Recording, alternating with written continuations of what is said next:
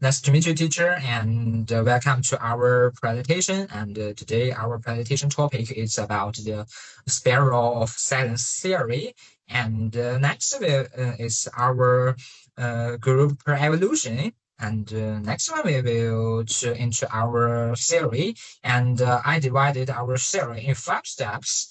And the first step is about the origin, history, and the background. And yes, our origin and history. Noel Newman developed the theory of silence theory at the University of Chicago using its sources for research. As a polemical advisor, he provided public option data to German Chancellor. Her tragic thinking drove her to disseminate her research internationally. Yes, and in the 1965 German election, the Christian Democrat explanted defeated the Social Democrats. Newman used the Tocqueville's analyze to understand this, noting how people express ideas to avoid social isolation. He established the social of the silence theory in 1964 in the Journal of Communication. The theory involved with the moderate effects module bringing limited and powerful effect models by considering audience, media, and environmental factors. And the next one, I think, is the background. And yes, the background. I think we will present the background in the following 3 sections. The first one, I think, is about the influence of mass media, and the second one, I think, is social opinion research, and the third one, I think, is about the personal background of the proponent of the theory. Now, let us to look about the first one. And when the concept was developed, watching TV as a family was a nightly renewal. Noel Newman asserts that media plays a critical role in shaping and determining public opinion, potentially influencing people's feeling on issues and silencing dissent.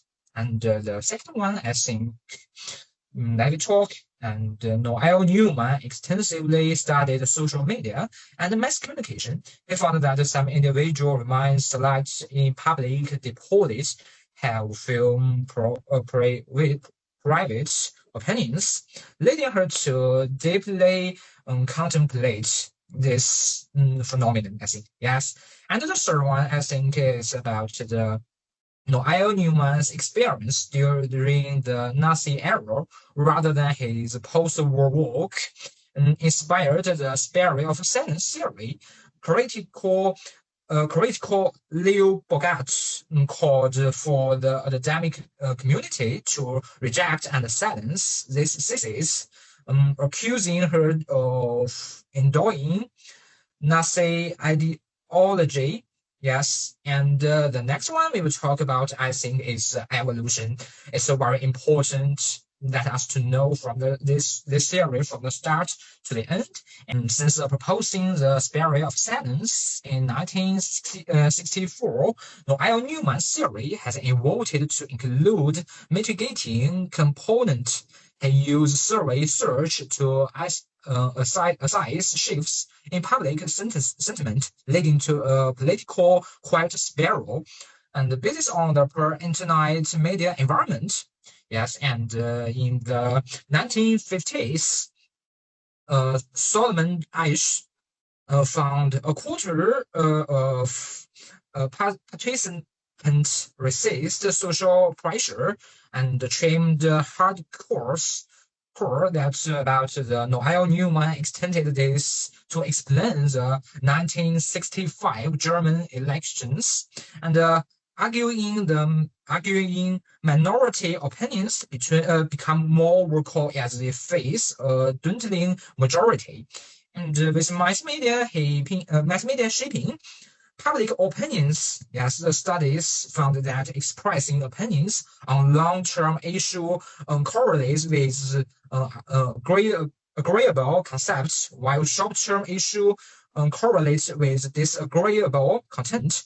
And in-depth interviews examine the spiral effects, no micro and macro is in and levels, I think, yes. And the theory posits that people voice beliefs when they feel in the majority, silencing opposed views and reinforcing public perception. Media and interpersonal relationships shape public opinion by leading credibility and significance.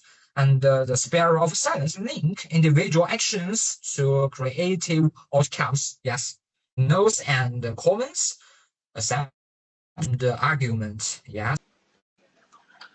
The Noel-Newman's spread of the slide theory developed in the 1970s suggests that public opinion is influenced by individuals' perception of the current climate. People gauge the popularity of their opinions use a statistical sense. If individuals perceive their opinions align with majority, they express them open. Otherwise, they may remain silent or confront this perception is shared by media and influence fatigue, with social sanctions reinforce silence on controversial topics. This creates a circle where majority opinions are suppressed, while majority opinions are amplified for media and the social interaction. Fear of social rejection and isolation deters people from express majority view. Public opinions are describable by purchase and elders. Is expressed without fear of rejection, but often align with majority views. The theory addresses perceived opinion distribution and its impact on personal expression. At all micro life, individuals self-censor to avoid conflicts influenced by perceived majority views at a micro level. Social norms shaped by mainstream media reinforce dominant opinions make it challenging for majority views to gain traction. The deposit this alternative media can provide platform for majority opinions and influencing public opinion dynamics. The assumption, yes. Noel Newman's theory on the spiral of silence suggests that individuals are more likely to voice their opinions when they preserve support from the prevailing limited of opinion as influenced by media exposure. This theory has sparked extensive global research, particularly in political contexts, concerning minority groups due to its robust applicability. And additionally, Mises emphasized the temporal aspect of opinion formation, noting that minority views tend to fade while mainstream perspectives grow stronger over time. And Noel Newman identified key factors: preserved opinion distribution, factor opinions trace, prevalent opinion, and readiness to voice opinion that shape public opinion dynamics. The theory posits that repeated experience of options reinforces their perceived dominance, slighting minority voice and reinforcing prevailing opinions, a phenomenon known as the collective spiraling effect. About argument one conflict to theory deposits their degrees in complexity and logical frameworks. Theories such as the spread of science, agenda settle, and cultivation have been positively received within the discipline. Their theory challenge traditional assumption about media influence, thereby reshaping the field's societal relevance. Two is controversies face in the digital age. The sphere of science theory encounter challenges in the digital area due to widespread online communication. Research indicates a shift where people are more likely to express minority opinions face-to-face, like online, you know, suggesting reverse separate of the science phenomenon. The highlights the evolving nature of public discourse across different communication platforms. And three, cultural difference is critics argue that the sphere of science theory neglects culture nuances and diverse factors influence people's inclination to voice their opinions. Professors for a bottom-up approach, advocating for considering internal and external influence more comprehensively in understanding public discourse, incorporating non-conformist perspective and can enrich theory like the sphere of science, aligning them more closely with contemporary culture realities. And the next one I think is criticize, yes, and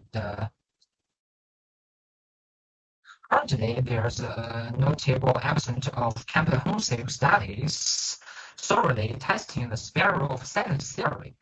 Criticized from the 1980s and 1990s, highlighted four main issues, I think, yes.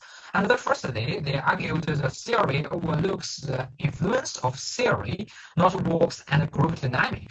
And the secondly, I think criticized disputed the concept of precise statistical organ, which suggests individuals currently gauge societal opinion distribution. And thirdly, they challenged the theory's emphasis on fear of isolation as a primary driver of conformity, suggesting other factors and personal fate might be more significant. Yes, and lastly, criticized Wild the theory's pretension as overly sympathetic and stereotypical and stereotypical, promoting further scrutiny and debate. Essentially, the train test used to gauge willingness to speak up in hypothetical scenarios has been criticized for its artificial nature, potentially failing to capture real-world behaviors and motivations. Yes, and the next one I think is future development. And recent studies have adapted traditional theaters to understand how digital environments influences people's willingness to express opinions on public issues, to stress the importance of exploring all online and offline socio-demographic differences.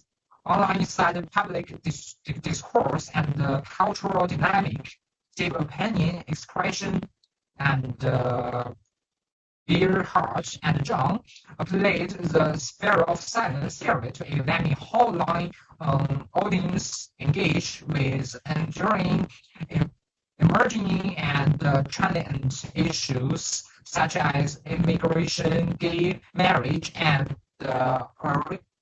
abortion. Yes, and debates on its relevance in digital contexts. Their research across various national settings highlights the theory's ongoing exploration and contradictory findings in media environments, I think, yes. And the final is, yes, our presentation is finished, and thank you for listening, teacher.